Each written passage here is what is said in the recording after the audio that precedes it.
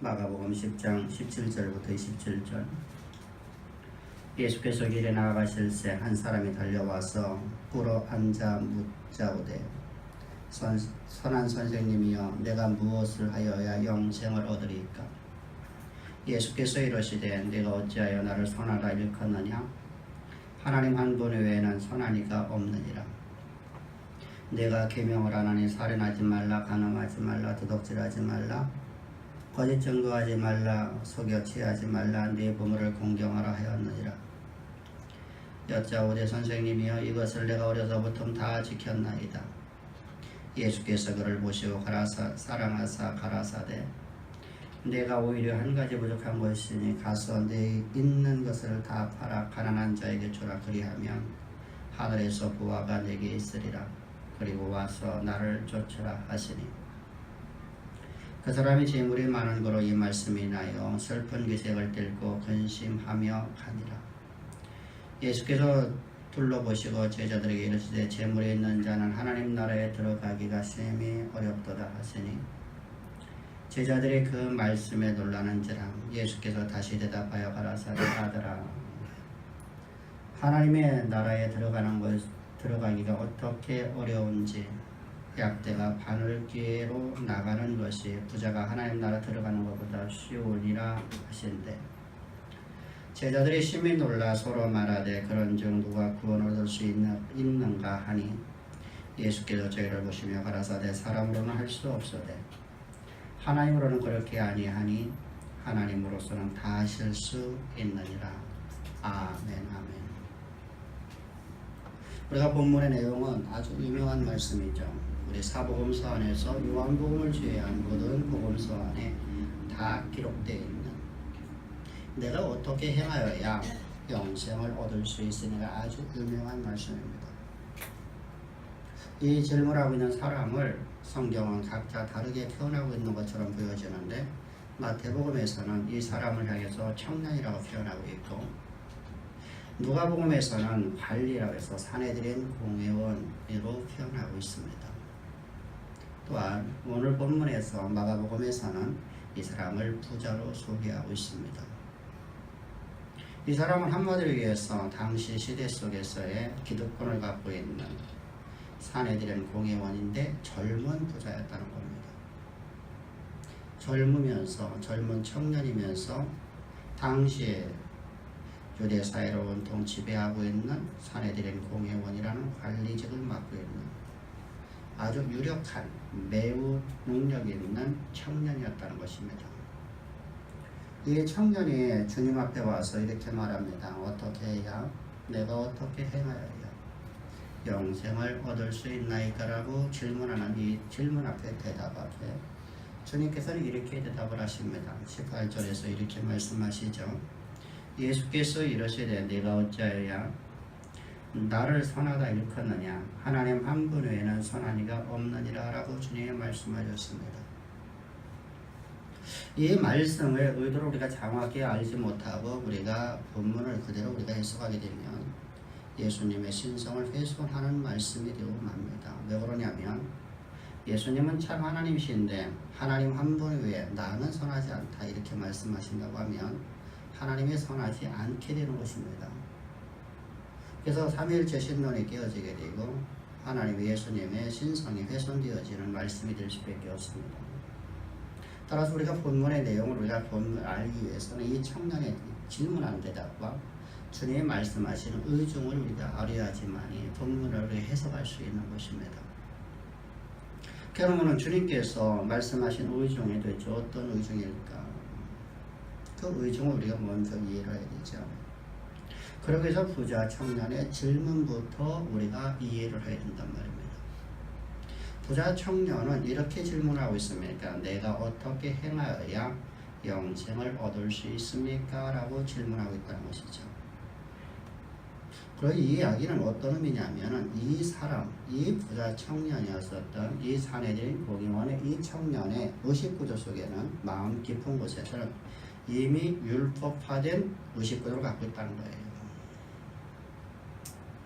오늘 우리가 살면서 우리가 이러한 모습들을 보일 수가 있어요. 그래서 우리도 나도 모르게끔 이런 말들을 해요. 어떤 사람이 고난의 길을 걸어가면 저 사람 하나님께 얼마나 큰 범죄했기 때문에 라는 것이 나오죠.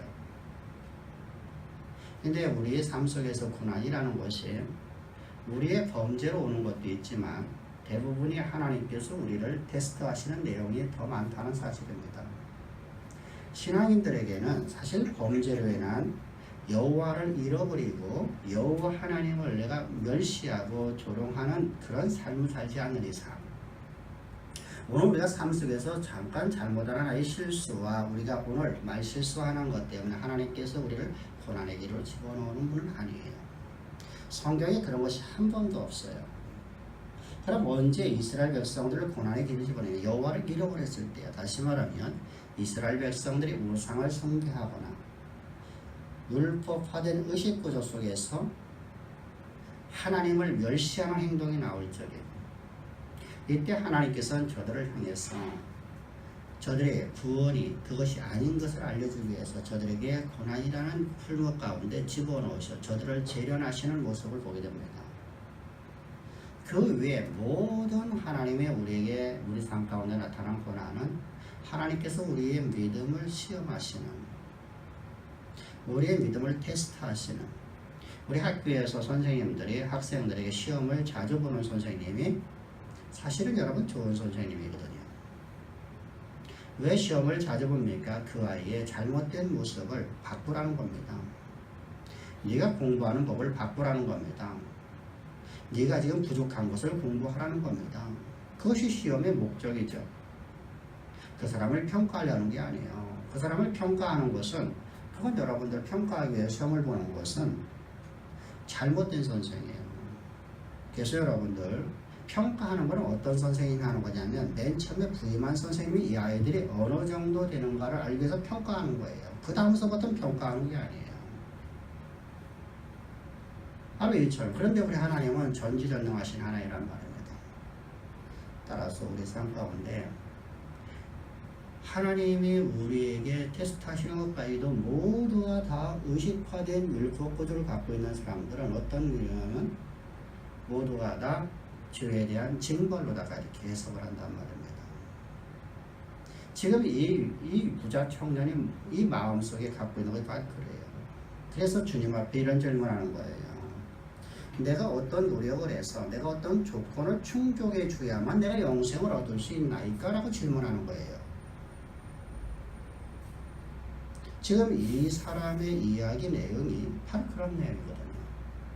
내가 무엇을 하여야, 내가 어떻게 행하여야 영생을 얻을 수 있나이까?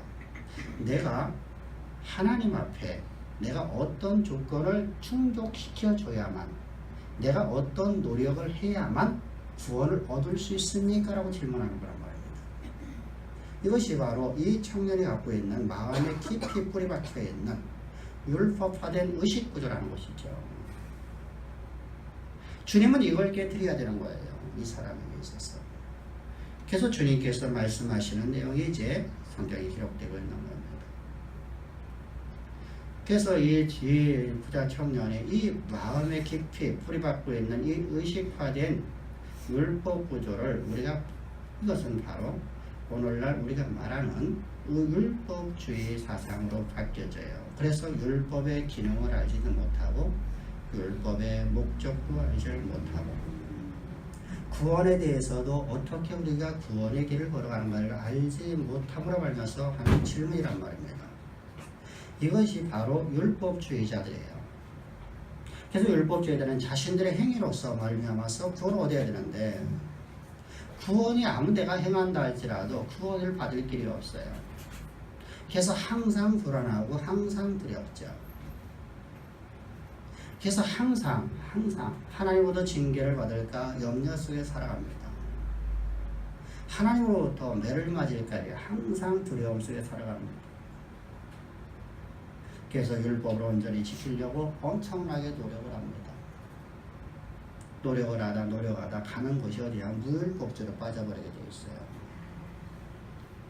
왜 무율법에 빠지냐면 율법을 지켜도 행할 수 없는 자신의 모습을 보면서 결국은 포기하는 인생으로 간다는 거예요.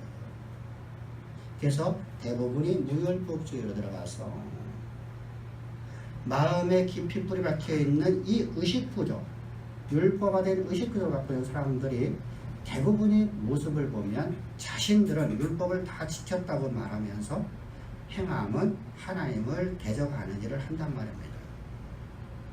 이것이 바로 바리새인들이에요.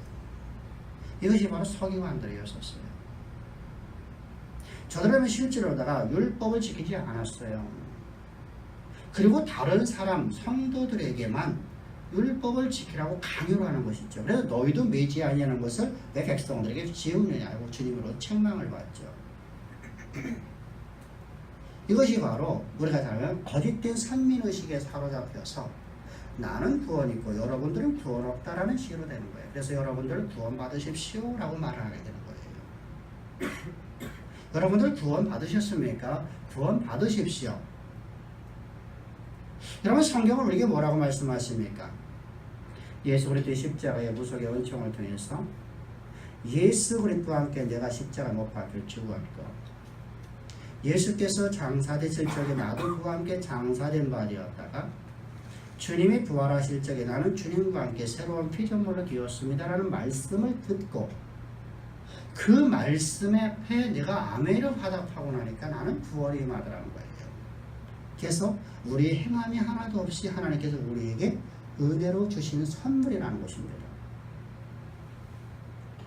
이 선물을 받은 우리가 오늘도 우리 삶에서 내가 오늘 실수하고 내 삶에 그 어떤 문제가 있다 할지라도 나는 하나님이 나와 함께 하심을 믿고 살아가는 거예요. 어떤 상황 속에 하나님이 나를 인도하시고 어떤 상황 속에서도 하나님이 나를 지도하신다는 것이죠. 그 길이 고난의 길이다. 그 길이 생명의 길이다. 그 길이 행복한 길이다. 그 길이 성공의 길이다. 여러분들 하나님이 나를 통해서 하나님의 영원한 목적을 이루시기 위해서 하나님 나를 올로 인도하신다라는 것을 알고 나가는 것, 믿고 나가는 것, 이것이 바로 우리의 믿음이고 그것이 바로 구원받은 사람이에요. 그런데 이 청년은 그렇지가 못했어요. 마음의 깊은 곳에 가득 채우고 있는 율법화된 의식구조 때문에 이 사람은 항상 영생에 대해서 갈망은 갖고 있었지만 자신이 율법에 대해서 영생에 대해서 잘못 오해하고 있다는 사실입니다. 그래서 이 젊은 가난에게 이제 주님께서는 선을 행함, 다시 말해 율법을 지킴으로 말미암아서 구원 얻을 자가 아무도 없다라는 것을 가르치고자 주님은 너희를 구원하는 이는 오직 너밖에 없다는 거예요. 하나님 한 분밖에. 그 뒤에서 이제 이 말씀을 다시 해석을 해야 돼요. 그래서 선한 분은 오직 하나님 한 분밖에 없다고 말씀하고 있는 것입니다. 따라서 우리는 주님이 말씀하신 의중을 우리가 먼저 숙지를 하면서 뒤에서 나오는 말씀으로 다시 한번 우리가 다시 해야 된다는 말입니다. 다시 말씀드립니다. 선을 행함으로 말미암아서 구원의 조건이 될 수 없다는 겁니다. 율법의 행위로서는 구원받을 수 없다고 그래서 로마서에서 성경은 말씀하십니다. 로마서 3장 20절에서 율법의 행위로서 구원할 자 육체가 없나니 율법의 행위로서는 구원할 자가 없어요. 율법은 우리를 죄를 깨닫게 하는 기능밖에 없다고 합니다. 이렇게 잘못된 접근 방법을 갖고 영생을 얻으려고 하는 이 젊은 가난에게 주님께서는 그냥 그대로다가 답을 해주면 얼마나 좋았겠어요. 율법의 그 기능과 율법의 목적과 이런 것들을 주님께서 말씀해주면 얼마나 좋았겠어요. 이제 주님은 느닷없이 십계명을 말씀하시기 시작해요. 그것이 바로 19절이에요. 내가 계명을 안 하니 살인하지 말라, 간음하지 말라, 도둑질하지 말라, 거짓 증거하지 말라, 속여 취하지 말라, 네 부모를 공경하라 했나니. 10계명 중에서 5계명부터 10계명을 말씀하시는 거예요. 10계명은 두 부분으로 나누어 있죠. 1계명은 4계명까지 하면 하나님과 인간의 관계 속에서 관계에 대해서 말씀하시고 5계명부터 시작해서 10계명까지 6개의 계명은 인간관계 속에서의 인간과 인간, 사람과 사람의 관계 속에 대한 말씀을 주시고 있단 말이죠. 근데 주님께서 지금 그 말씀을 하고 있어요. 이 십계명의 말씀을 하시는 내용을 보면서 주님은 이렇게 말씀하시는 거예요. 내가 이것을 지켜서 구원 얻을 수 없다는 거예요. 근데 이 청년이 대답하기를 20절입니다. 여짜오되 선생님이여 이것을 내가 어려서는 다 지켰나이다. 성경의 모든 말씀은 저 구약의 창세기부터 시작해서 구약의 저 말라기서까지와 그리고 신약 성경의 후대에 써졌던 이 신약 성경의 전체 메시지에서 우리는 구원을 우리의 행위로 말해서 구원받을 수 없는 것을 창세기부터 기록되고 있어요. 우리 구원은 하나님의 찾아오심으로부터 시작되는 겁니다.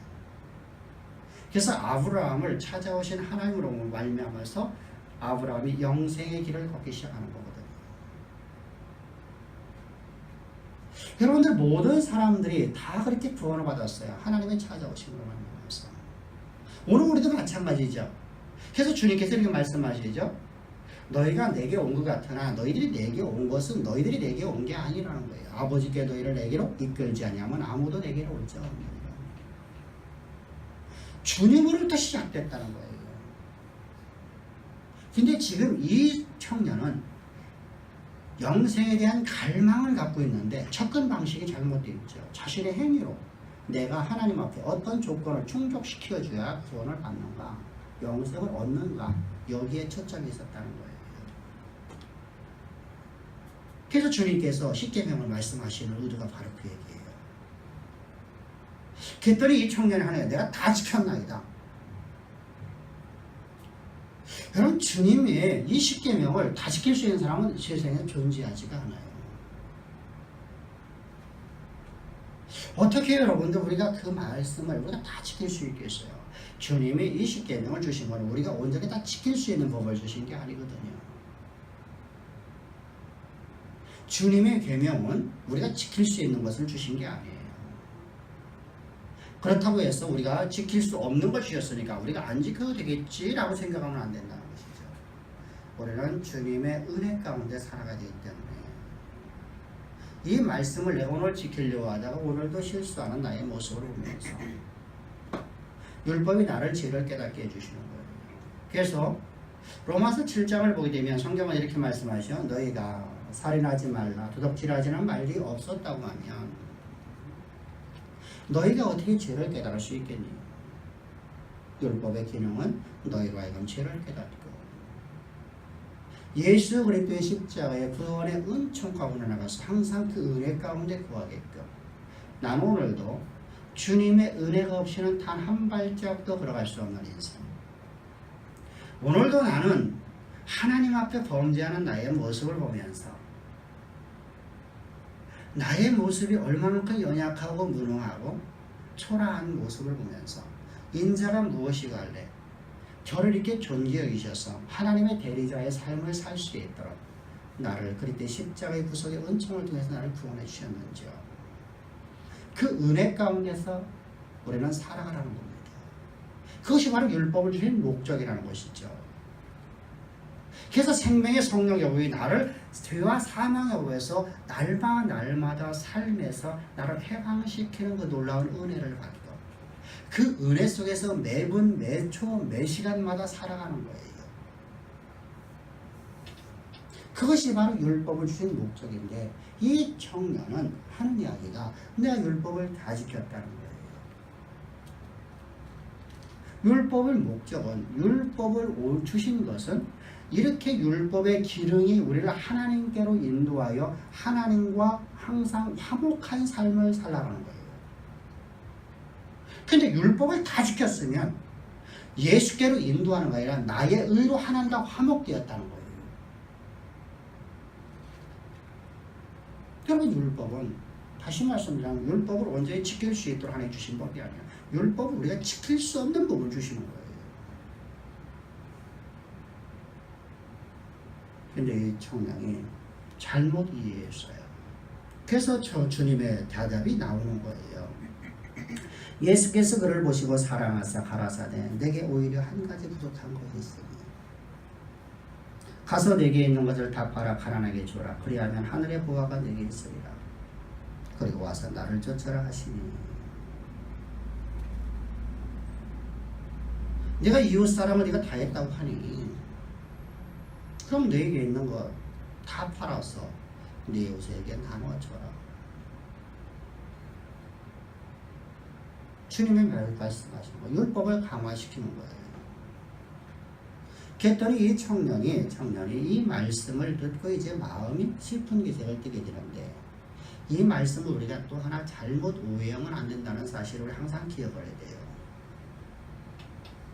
이 말씀을 보면 우리의 영생을 얻기 위해서 내게 있는 건 다 팔아서 다 이웃에게 나눠주고 내가 가진 것이 없는 무소유가 되라는 말씀이 아니에요. 그런 의미가 없어요. 가난을 성경에서는 복이라고 말씀하신 적이 한 번도 없어요. 하나님은 우리를 창조하실 때부터 우리로 하여금 이 땅에서 부를 누리며 살아가는 존재로 하나님께서 우리를 창조하셨습니다. 할렐루야. 그리고 성경에서 하나님의 사람들로 다 부르시면서 동일하게 하시는 말씀이 있어요. 내가 너에게 부를 주겠다는 거예요. 부의 약속이 엄청나게 많아요.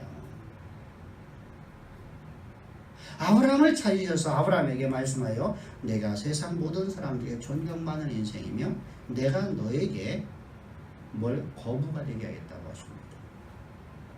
그리고 거부가 되게 하셨어요. 여러분들 내가 아무리 학식이 뛰어나더라도 내가 도속자 되면 여러분들 사람들이 나를 존경하지 않아요. 우리가 여러분 이건희 씨를 왜 여러분들 존경합니까? 존중해 줍니까? 우리와 똑같은 성정을 가졌고 우리가 똑같은 사람이고 외모적으로는 우리보다 더 모질란 분인데 왜 여러분들 그 사람은 법원에 가더라도 검찰에 가더라도 하루면 다 나올까요? 우리는 그곳에 들어가면 그 정도 범죄를 했다고 하면 우리는 10년형은 받을 것 같은데 최하 7년형을 받을 것 같은데 여러분 사람이 여러분의 격이 달라져요. 부라는 게 바로 그래요. 근데 하나님께서 여러분들 우리를 갖다가 불을 갖다가 멸시하고 불을 갖다가 축적하지 말라는 말이 아니에요. 그러나 우리가 항상 기억해야 돼요.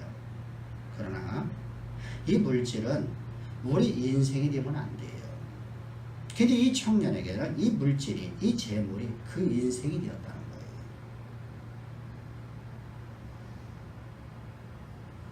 따라서 우리는 재물을 팔아서 이웃에게 나눠주는 것이 우리의 구원의 조건이 되면 안 된다는 사실을 항상 기억합시다. 그런데 주님께서 이 말씀하신 의도가 다음 구절에서 더 잘 나타나고 있어요. 22절부터 24절입니다. 그 사람이 재물이 많은 거로 이 말씀으로 인하여 슬픈 기색으로 뛰고 근심하며 가니라. 예수께서 둘러보시고 제자들에게 이르시되 재물이 있는 자는 하나님 나라에 들어갈까 심히 어렵도다 하시니 제자들이 그 말씀에 놀라는지라. 예수께서 다시 대답하여 가라사대 얘들아 하나님 나라에 들어가기가 어떻게 어려운지. 앞에서 여러분들은 선행의 조건이 우리에게 영생이 얻는 길이라고 잘못 생각하고 있는 이 청년에게 주께서 계속해서 말씀하시며 제자들을 이제 가르치시는 겁니다.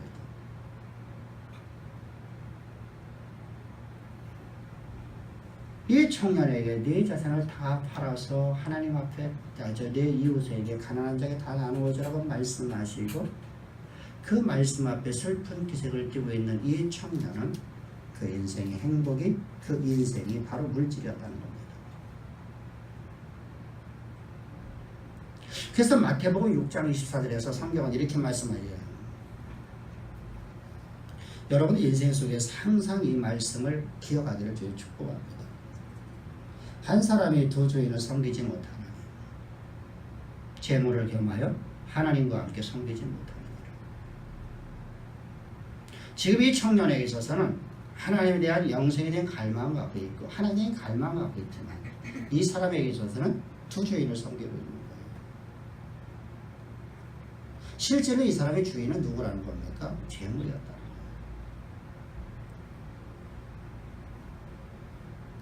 근데 여러분들 이 사람은 선행도 많이 했어요. 이 사람은 여러분들 불우한 사람들을 많이 도왔어요. 그런데 주님께서는 말씀하신 이 사람의 마음에 깊은 것을 다 아시고 이 사람에게 있어서 인생은 무엇이냐? 너의 인생이 뭔 줄 아니? 너의 인생의 주인이 바로 재물이다.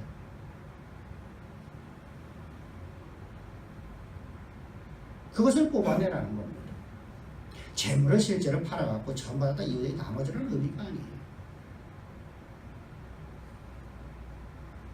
네 인생의 주인 누군가를 보라는 겁니다. 오늘 우리에게도 주님께서 메시지 주시는 거죠. 네 인생의 주인이 누구냐? 하나님과 재물과 네가 함께 섬기고 있니? 하나님과 함께 네가 섬기고 있는 것이 무엇이니? 여러분들이 이 말씀 우리가 보기에 가장 좋은 게 뭐냐면 재물이 있으면 행복하고 재물이 없으면 내가 불행하다고 생각합니다.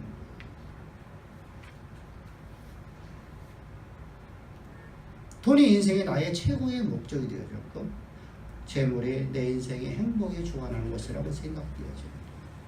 그렇다면 우리 여러분들 이 잘못된 이 마음이 깊어 있는 것이 오늘 예수 그리스도의 십자가에 못 박혀 죽기를 주여 축복합니다. 할렐루야. 그리고 하나님 한 분만으로 행복하는 거예요. 하나님 한 분으로 해서 내가 기뻐하는 거예요. 내가 하나님의 일을 하다가 내 모든 걸 다 잃어버린다 할지라도 행복할 수 있어야 된다는 것이 여러분들 성경에 말씀하시는 거예요. 사도들이 그렇게 살았지 않습니까? 사도들이 여러분들 바울이라는 인생이 교회를 성공적으로 여러분들 아주 아름답게 여러분들 했나요? 바울이 여러분 세웠던 교회로부터 바울은 배척도 받았어요. 쫓겨났단 말입니다. 실패를 봤죠. 그 교회는 곧바로 타락해서 첫사랑을 잃어버렸고 우상 숭배를 했고 그런데 바울은 하나님의 내게 맡겨진 일을 한 것으로 그는 행복하고 기뻐하고 즐거워하고 심지어는 감옥에 들어가서도 이렇게 말하죠. 나는 내가 하나님의 일 한 것으로 나는 행복하다. 내가 매를 맞고 내가 태장을 맞고 내가 사망에 거하기도 했고 아사를 당하기도 했고 배고픔과 굶주림을 당하기도 했지만 하나님이 내게 주신 능력을 갖고 주님이 나에게 맡긴 일은 다 했다. 그러므로 기뻐하라, 감사하라, 기도하라. 이게 이렇게 차례대로 써 있는 거예요. 4장과 5장을 통해서. 근데 우리는 여러분들 어떤 말이 있냐면 5장에 있는 항상 기뻐하라는 말만 있는 거예요. 여러분들은 성경 전체는 한 편의 설교란 말이죠. 한 편의 설교 안에 지금 주님께서 말씀하시는 바울을 통해서 우리에게 설교를 주고 있는 주님의 말씀이 하나님의 일한 것으로 나는 행복하고 기뻐하는 삶을 살라는 거예요. 근데 우리는 뭐에만 두냐면 과정에다가 두지 않고 결과에만 갖다가 말을 해요. 그럼 여러분 바울은 실패한 인생이에요. 하나님이 일한 적이 없어요. 왜? 하나님이 일을 했으면 왜 그렇게 됐냐는 것이죠. 이게 바로 재물을 주인으로 섬기고 있는 사람들의 모습이에요. 이 재물을 주인으로 섬기고 있는 나의 이 잘못된 신앙이 그리스도와 함께 십자가에 못 박혀 죽어야 된다는 것이죠. 그래서 오늘 여러분 이 말씀을 듣는 우리 사랑하는 우리 주양의 모든 사랑하는 성도님들, 내가 하나님이 아닌 다른 것을 위해서는 행복하고 그것으로 내가 만족한다고 합니다. 그 모든 것들이 오늘 예수 그리스도와 함께 십자가 못 박혀 죽는 놀라운 은혜가 넘쳐나기를 주의 축복합니다. 할렐루야. 그리고 나는 주님으로 인해서 기뻐하면 주님이 우리에게 하나님께서 맡기신 모든 일들을 함에 있어서 필요한 모든 걸 다 채워주신단 말입니다. 마땅히 있을 걸 마땅히 있게 하시고 우리가 필요한 모든 것들 다 있게 하시는 하나님, 우리에게 약속하신 모든 약속의 말씀 우리를 통해서 역사 가운데 이루신 하나님, 그 언약의 하나님 여호와 전능자 하나님께서 오늘 우리에게 말씀하시는 거예요. 한 사람이 두 주인을 섬기지 못할 것이니 너희가 하나님과 재물을 겸하여 섬기지 못하느니라. 여러분, 다시 강조합니다. 부 자체를 성경에서 부인하고 부 자체를 갖다가 죄로 인정하는 게 아니라는 사실이죠. 부는 하나님이 우리에게 주시는 놀라운 축복이에요. 근데 그것으로 인해서 내가 행복하고 그것으로 만족하고 그것으로 인해서 내가 기뻐한다고 하면,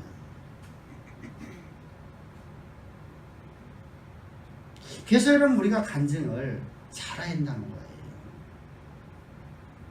하나님으로 인해서 내게 이 부가 왔으면 하나님을 자랑해야 되지. 우리는 뭘 자랑하죠? 부 자체를 자랑한단 말이에요. 많은 교회에서 간증 집회를 하고 있습니다. 그건 바로 두 주인을 섬기는 모습이에요.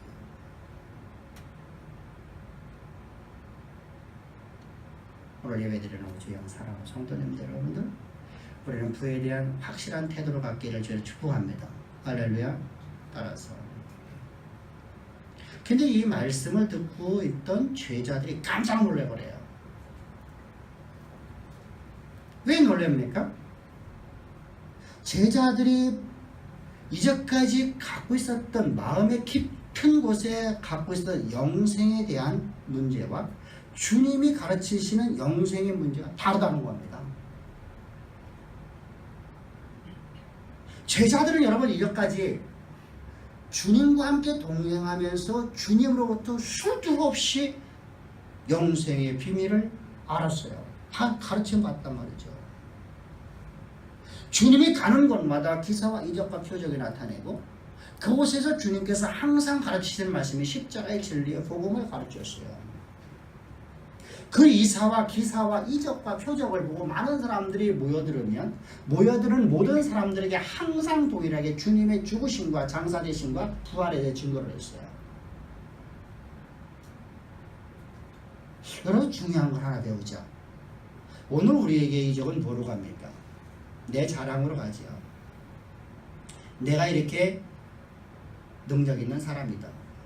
나는 이렇게 기도한 사람이다. 하는 것이죠.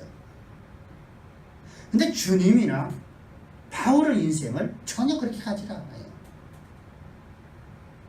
기사와 이적과 표적이 나타나면 항상 모여있는 그 기사와 이적과 표적을 통해서 온 사람들에게 주님의 십자가의 진리의 복음을 가르쳤다는 거예요.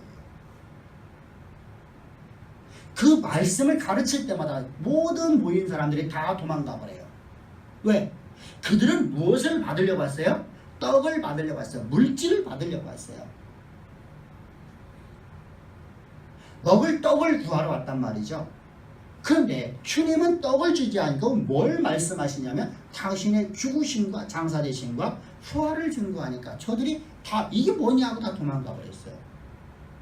근데 제자들은 향해서 주께서 말씀하시죠. 너희도 가려느냐. 그때 주님 앞에 저들이 유명한 말이 있어요. 생명의 말씀이 여기 있사오니 내가 어디를 가오리까 말한 이 제자들이 지금 상태를 보십시오. 이들은 여러분 주님의 말씀을 생명의 말씀으로 믿고 따라왔는데 뭐를 보고 왔다는 거예요? 이적만 보고 왔다는 거예요.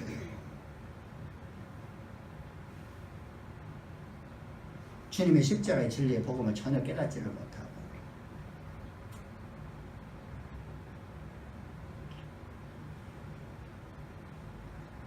이들의 생각은 이런 겁니다. 저 부자 청년은 사내들인 공회원이고 사내들인 공회원이라고 하면 바리새인 중에 바리새인이에요. 유대 종교 지도자란 말입니다. 뿐만 아니라 대대로 부자여야 돼요. 젊은 관원이 여러분 될 수가 없거든요. 대대로 다 사내들인 공회원이에요. 저는 선행도 많이 했고 가난한 자를 많이 도왔어요. 그런데 저가 구원이 없다고 하면 이 모든 부가 하나님으로부터 준 걸로도 자신을 믿고 왔는데 도대체 저가 뭐냐는 겁니다. 누가 구원 얻을 수 있겠느냐라고 하는 의문점을 놀라는 거예요. 그래서 깜짝 놀랐어요.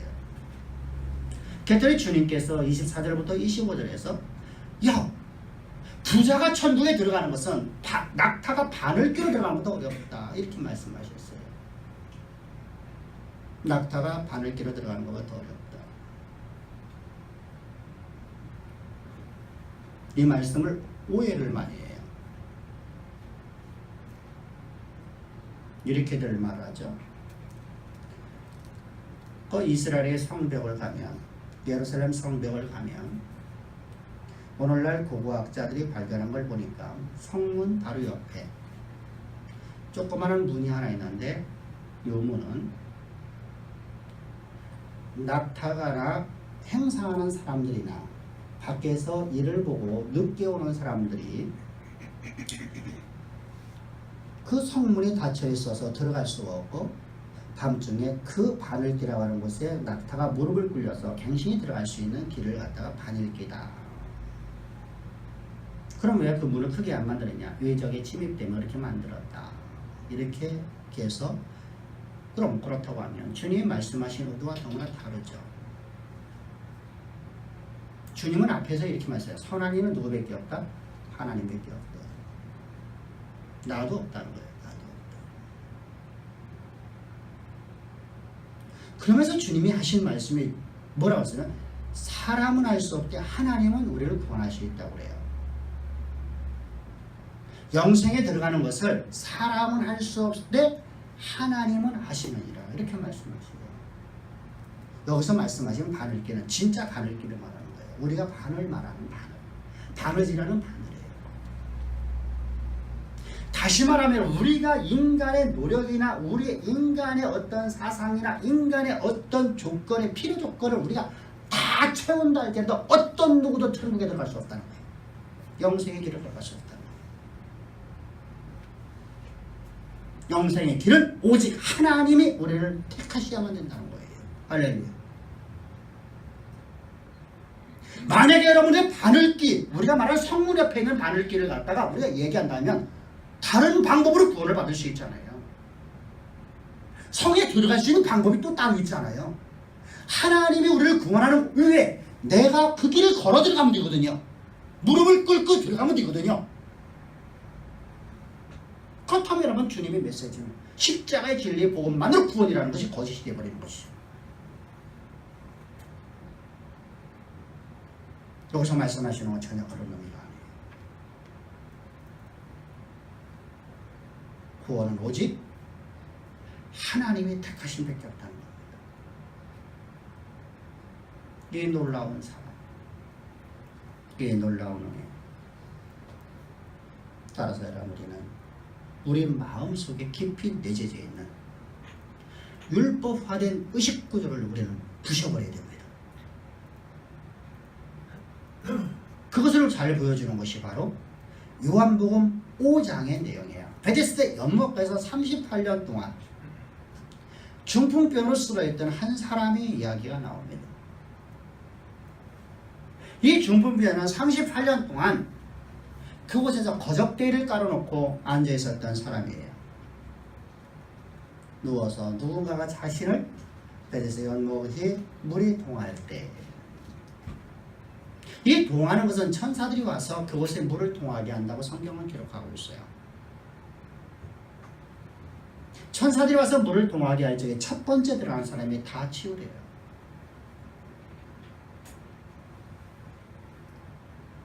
그래서 사람들이 그곳에 모여 있어요.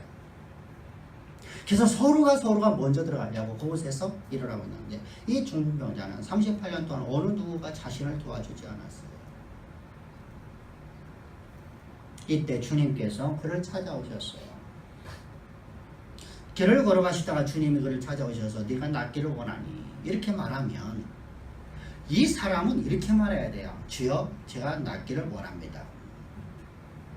그죠? 주님이 내가 낫기를 원하냐 하면 내 낫기 원합니다. 근데 이 사람의 그 마음에 깊이 내재되어 있는 율법에 대한 의식구조 때문에 내가 38년 동안 이곳에 누워 있었는데 어느 누구도 나를 물에 동할 때 첫 번째 나를 던져줄 사람이 없어서 나는 치유받지 못합니다. 행위에 갔다는 거죠. 여러분, 이 모습이 우리 모습 아니냐는 것이죠. 이 모습이 바로 여러분 오늘 이 부자 청년의 모습이라는 겁니다.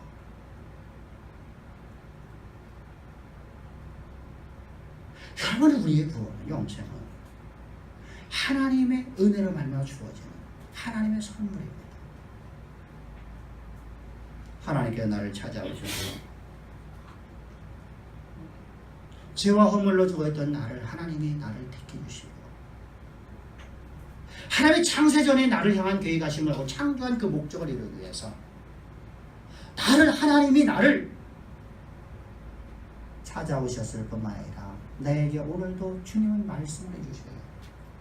없는 것을 있는 것처럼 부르신 하나님께서 없는 것을 있는 것처럼 말씀하시자 그 말씀이 그대로 되어서 이 역사 속에 모든 만물이 생겨난 것처럼 주님은 그 창조의 말씀으로 우리에게 말씀하시기를 내가 너를 위해서 내 아들 독생자를 십자가에 못 박혀 죽이고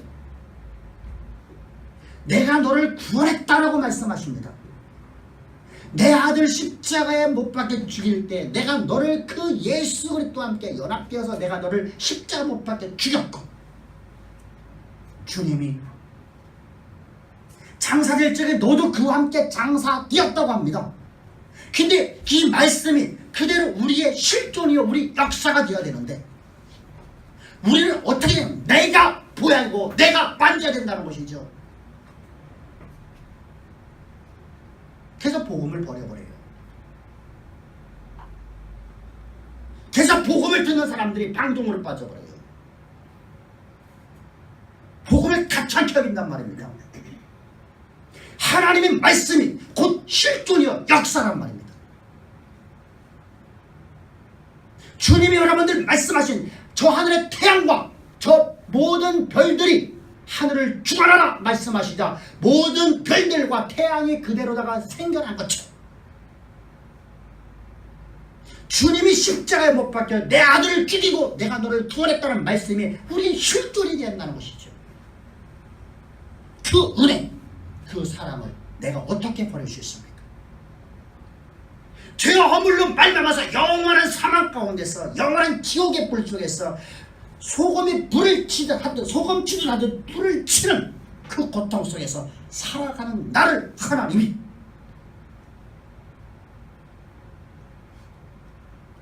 찾아오셔서 나에게 말씀하시기를 내 아들 주고 너를 내가 샀다. 내 아들의 생명값을 주고 내가 너를 샀다. 그 말씀에 그렇게 가치 없습니까? 그 말씀이 여러분들에게는 아무런 의미가 없습니다.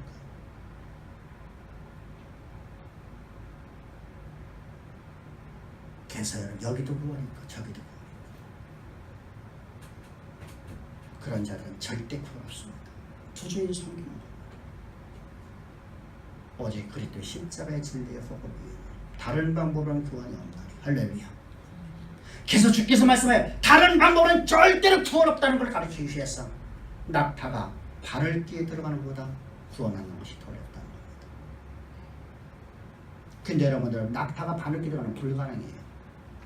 여러분들 우리가 여러분들 안경을 쓰지 않으면 잘 들어가지 않는 그 바늘귀 속에 낙타를 어떻게 집어넣을 수 있어요? 낙타 모형을 만들어서 집어넣을 수가 없어요. 다른 방법으로는 절대 구원이 없다는 겁니다. 다른 방법은 절대 구원이 없고 오직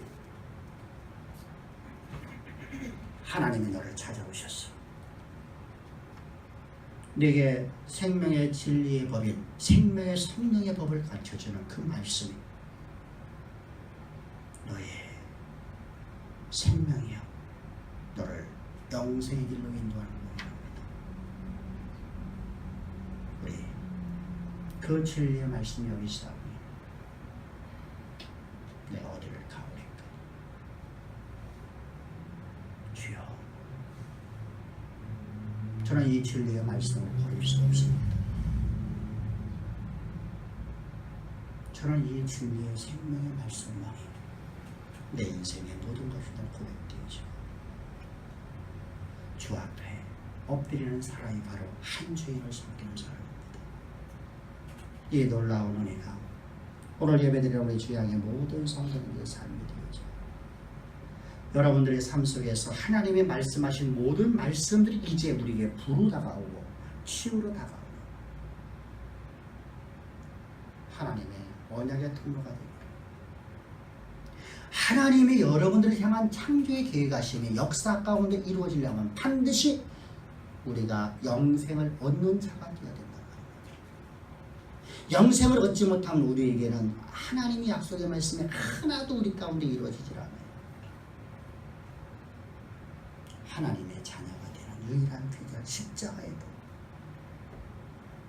하나님의 영생의 길을 가는 유일한 비결인 십자가의 도. 그래서 바울은 12사도들은 우리 속사도들은 자신들의 생명을 조금 더 귀한 것을 여기지 않고 죽음과 순교와 목매임과 목이 잘려짐과 십자가에 거꾸로 못 박혀 죽음과 매달려서 빼짝 말려갖고 사람을 말려 죽이는 고통을 당하면서도 나는 오직 이 진리의 십자가의 도, 생명의 성령의 복, 이 외에는 아무것도 증거할 것이 없습니다. 이 진리의 복음 안에 거할 때 하나님의 모든 약속의 말씀 우리 삶 가운데 그대로 이루어지는, 없는 것을 있는 것처럼 버릇이자 그대로 있었더라 말씀하신 말씀처럼 저 태양이 만들어진 것처럼 하나님의 모든 약속의 말씀은 여러분들의 실존으로 다 다가오는 것을 믿고 그 약속의 말씀에 나의 전 존재를 걸을 수 있는 가장 보배로운 주양의 성도들 되기를 주의로 축복합니다. 기도드리겠습니다. 좋으신 아버지 하나님 감사합니다. 찬양합니다. 경배합니다. 오늘도 우리를 이처럼 사랑하사 아버지 하나님 주의 십자가의 진리의 복음만이 우리의 영생의 길임을 알려주시고 그 외에 다른 방법으로는 우리의 구원이 없는 것을 주님이 말씀해 주시니 참 감사합니다.